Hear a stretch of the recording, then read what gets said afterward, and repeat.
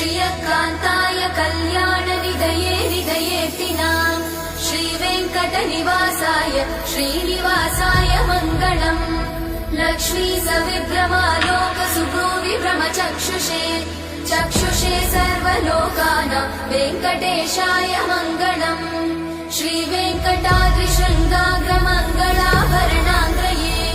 मङ्गलानां निवासाय श्रीनिवासाय मङ्गलम् सर्वावयव सौन्दर्य सम्पदा सर्वचेतसां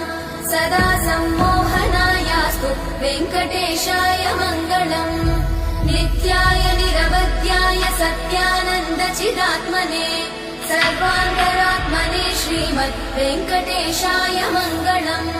स्वतः सर्वविदे सर्वशक्तये सर्वशेषिने सुलभाय सुशीलाय वेङ्कटेशाय मङ्गलम्।